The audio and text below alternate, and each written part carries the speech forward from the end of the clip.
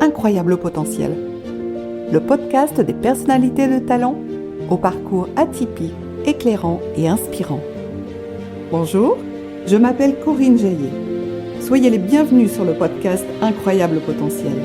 Après 30 ans au cœur de la finance, j'ai choisi de créer Coordination d'envergure, l'agence qui révèle, structure et développe vos projets les plus fous, de la conception à la réalisation de toutes vos créations.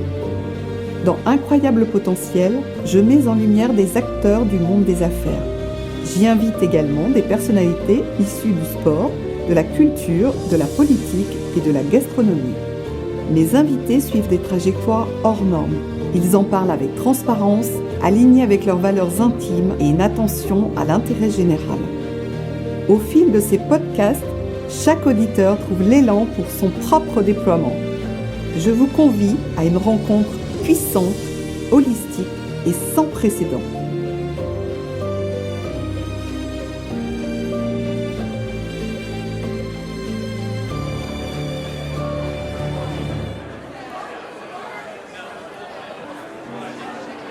€800, 800 preneurs. Attendez, 800 c'est là. Est-ce qu'on met 50? 800 une fois, 800 deux fois. Adjugé 800, félicitations à vous.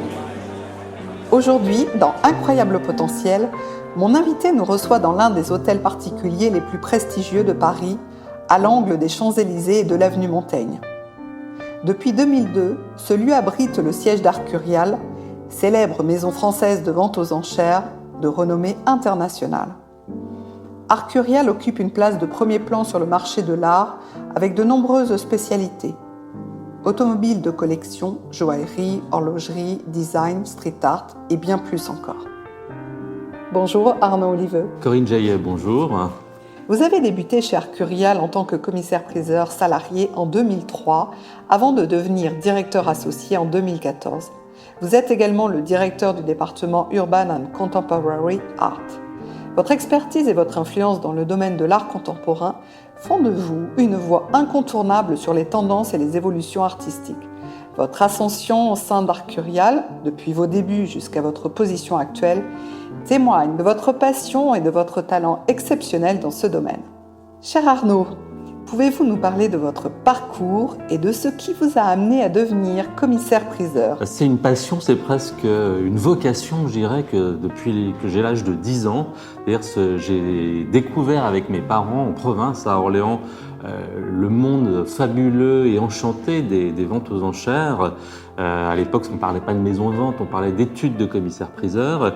Et la première vente que j'ai vue, ce commissaire-priseur sur sa tribune, en train de faire monter les enchères sur des objets aussi différents que des meubles, des tableaux, des porcelaines, des armes de collection, ça m'a fasciné tout de suite. Donc ça m'a amené à m'intéresser à ce domaine, à faire des stages quand j'étais tout jeune, à aller surtout dans les ventes aux enchères. Ce qui est fabuleux dans les ventes aux enchères, c'est que vous êtes au contact des œuvres d'art de tout style, de toute époque.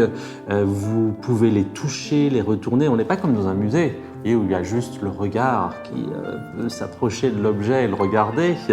Et le fait de toucher les objets, vous en comprenez les différents secrets, je dirais, la façon dont les œuvres ont pu être faites. Je me souviens, quand j'étais enfant, j'allais regarder des fauteuils, par exemple, pour voir s'ils étaient d'époque ou de style. Et ça, pour le voir, il faut retourner le fauteuil, regarder son montage, voir comment le meuble ou l'objet a été construit pour savoir si c'est une pièce réelle ou si c'est une faux, une copie.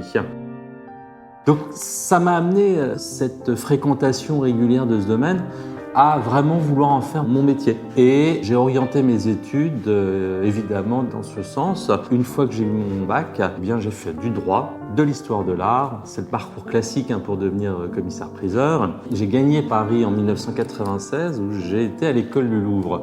L'école du Louvre, c'est fabuleux puisque vous êtes déjà dans les locaux du musée du Louvre, dans une des ailes qui donne sur la Seine, et où surtout vous avez la chance d'avoir comme professeurs des conservateurs, des directeurs de musées, des centres de musées de restauration, des musées de France, et surtout de pouvoir aller étudier sur l'objet, sur le terrain. Vous voyez, c'est très important dans notre domaine. C'est un domaine de terrain, d'appréhension de l'objet. Et donc, on était dans les salles des musées, du musée du Louvre, du musée d'Orsay, de tous les endroits où on fait l'art au sens large. Une fois que j'ai terminé ces études, pour devenir commissaire-priseur, vous avez plusieurs étapes à franchir. Il faut passer un examen d'accès au stage de commissaire-priseur qui dure 2 ans. Moi, j'ai fait ma première année à Drouot, chez un commissaire-priseur. Et la deuxième année, je suis rentré chez Arcurial, qui était mon but, en fait. C'est pour ça que, vous voyez, ça fait plus de 21 ans maintenant que je suis chez Arcurial. Et c'était une envie de rentrer dans cette structure. Pourquoi cette structure ? Parce que qu'est-ce qui s'est passé en 2000 ? Le métier est réformé.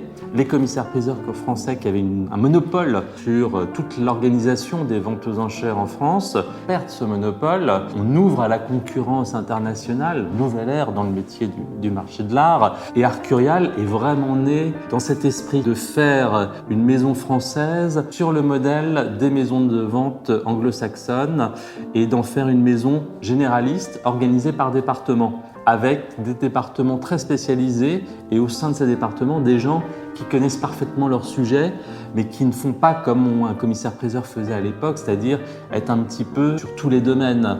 Et moi, j'avais vraiment envie d'être dans la spécialisation, vraiment poussée sur l'art contemporain. J'ai eu mon diplôme de commissaire-priseur en 2003. Et puis après, la maison a décidé de me conserver. Je ne vais pas être trop mauvais. Et pour pouvoir continuer à travailler au sein du département art contemporain d'Arcurial. C'était dirigé par Martin Guénet, avec qui j'avais vraiment très envie de travailler. Et au final, on a développé une équipe qui a grossi, qui s'est musclée, qui s'est structurée. On a fait de plus en plus de ventes, de plus en plus efficaces, de plus en plus à succès. Et un jour, j'ai eu l'opportunité de développer un nouveau segment de ce marché au sein du département art contemporain, celui des cultures urbaines, de ce qu'on appelle le street art. Donc j'utilise plutôt le terme d'art urbain, qui regroupe aussi bien toutes les cultures issues du graffiti que ce qu'on voit aujourd'hui sur les murs, les collages de mosaïques d'Invader, Banksy, des grands noms aujourd'hui. Mais à l'époque, il n'y avait pas vraiment de marché. Quand j'ai commencé au milieu des années 2000, on était sur quelque chose qui était beaucoup plus sous-jacent, un tout petit domaine, peu d'artistes cotés, déjà peu d'artistes présents tout simplement sur le marché, quelques galeries mais qui n'intéressaient qu'un petit groupe de personnes. Et le fait de l'amener au rond-point des Champs-Élysées, dans ce lieu formidable, et puis dans cet hôtel particulier 19e, avec ses lambris dorés, ça a attiré les gens. On avait une scénographie, on organisait des soirées, on faisait des rencontres avec les artistes, des performances, des signatures, des échanges. Donc ça, quelque chose de très dynamique, ça c'est vraiment quelque chose aussi que je voulais faire dans une maison de vente. Et l'idée, c'était pas uniquement de vendre ces œuvres, c'était de les vendre d'une certaine façon, d'une certaine manière, et de leur donner une aura, de les contextualiser. Comment assurez-vous l'authenticité, la provenance des objets ? On a plusieurs personnes spécialisées uniquement dans l'authentification et l'expertise dans notre maison. On est nous-mêmes des experts. Vous imaginez bien qu'on ne peut pas tout connaître. Donc on a des personnes qui sont des relais avec les comités d'artistes, avec les ayants droit, avec les comités d'authentification qui nous permettent de faire un travail en permanence. Si l'œuvre est authentique, est-ce qu'elle est archivée, et de documenter au maximum. Comment s'organise une vente aux enchères ? Comment s'organise une vente ? Certes, je suis commissaire-priseur, donc j'anime les ventes au marteau, mais au quotidien, je suis un commercial, c'est-à-dire j'entretiens des relations professionnelles avec différents clients, vendeurs, acheteurs, des collectionneurs, des amateurs. Les gens nous proposent des œuvres, on les estime, on en fait une proposition commerciale. Estimer, c'est une chose, mais aussi, il faut faire rêver les gens. Notre monde des enchères, c'est venir dans un lieu où on va découvrir des trésors, des choses extraordinaires, des choses plus simples aussi. Qu'est-ce qui vous plaît le plus dans l'animation d'une vente aux enchères? C'est le côté acteur. On est comme dans une pièce de théâtre. Vous avez le commissaire-priseur qui est le rôle principal, ses équipes qui sont les seconds rôles ou les troisièmes rôles, le public face à nous, et puis l'objet que nous on va mettre en vente, qui serait un peu l'histoire de la pièce de théâtre, par exemple, ou son scénario. Et on est dans le même rapport, c'est-à-dire que un commissaire-priseur, il doit faire rêver son public, en tout cas il doit animer la vente de façon dynamique. Tout est dans le rythme de la voix, la tessiture, quelques petits traits d'esprit ou des plaisanteries, et puis jouer. Vous voyez, c'est un jeu de regard aussi avec le public. Pour faire monter une enchère, il y a tout un tas de techniques, il faut donner l'envie. Les gens qui sont venus, quelqu'un qui enchérit sur un objet, il y a de la passion dans cette histoire, donc on joue un petit peu sur ça, ça fait partie des petites techniques du métier, mais c'est un échange qui devient intéressant. Vous avez parlé des acheteurs. Quels conseils donneriez-vous aux vendeurs? Quand vous voulez vendre aujourd'hui, il faut être un peu joueur aussi. Moi, c'est ce que je conseille toujours. C'est facile quand on est à ma place. Quand je dis joueur, il faut jouer avec les règles du marché. Quand on a un objet, il ne faut pas en vouloir tout de suite ce que j'appelle le prix tapé, c'est-à-dire un prix trop agressif. Notre métier, c'est d'attirer le maximum d'acheteurs et de les mettre en concurrence. Si un objet est trop cher et à son prix sur le marché, il est moins attirant. Un objet bien estimé, il y a plusieurs personnes qui vont t'intéresser. Et là revient un peu mon travail, c'est que pendant l'enchère, si j'ai plusieurs personnes face à moi, je vais jouer avec les personnes et on va rentrer dans un petit ping-pong qui va être très sympathique. Ce qu'on va dire, il faut aller chercher l'enchère pour défendre l'objet de son vendeur qui derrière sera heureux et vous le fera savoir. Comment miser sur des artistes émergents aujourd'hui? Donc comment découvrir une future pépite du marché? Il faut être un peu intrépide parce que c'est aussi un domaine de passion. Il faut regarder, il faut passer du temps, se faire l'œil, c'est être curieux, c'est se documenter, c'est lire, c'est regarder, c'est aller voir des expositions, c'est venir nous voir. Vous voyez, c'est constituer une collection, c'est ça. Et aujourd'hui, on peut constituer une collection avec des moyens qui sont pas forcément très développés. Tout un chacun peut devenir collectionneur, presque.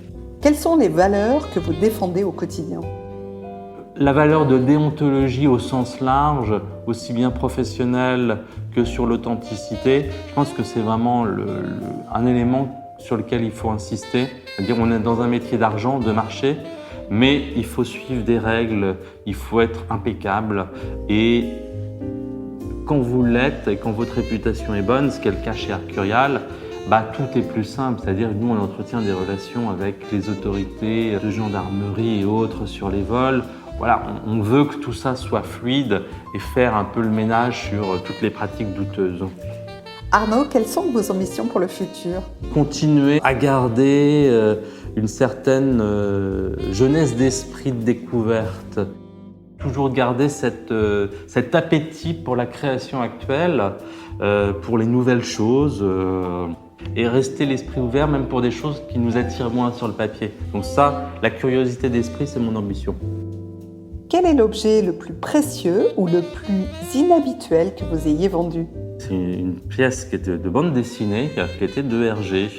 Et c'était la première couverture pour le Lotus bleu, qu'on a vendu 3 200 000, qui est le prix record actuel pour une bande dessinée, d'ailleurs, pour une pièce de ce domaine. C'est une pièce qui avait une histoire assez incroyable, puisqu'elle était pliée dans un tiroir chez son propriétaire, qui l'avait gardée, qui était un héritier de l'éditeur d'Hergé. La pièce était connue, mais elle était cachée chez quelqu'un de façon mystérieuse. Et pour finir, quelle est l'anecdote la plus incroyable que vous avez vécue dans l'exercice de vos fonctions?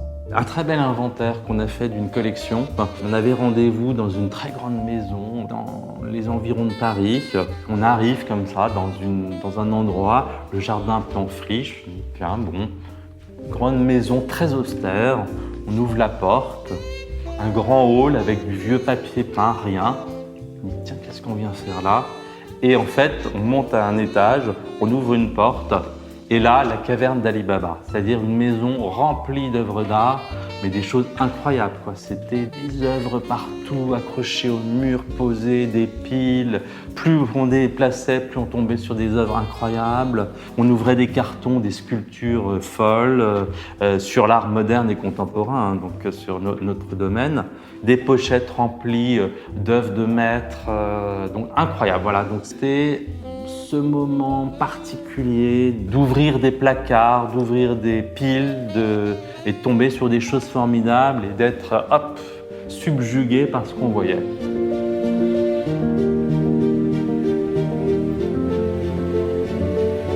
Incroyable au potentiel. Le podcast des personnalités de talent au parcours atypique, éclairant et inspirant. Une émission produite par Coordination d'Envergure, l'agence qui révèle, structure et développe vos projets les plus fous, de la conception à la réalisation de toutes vos créations.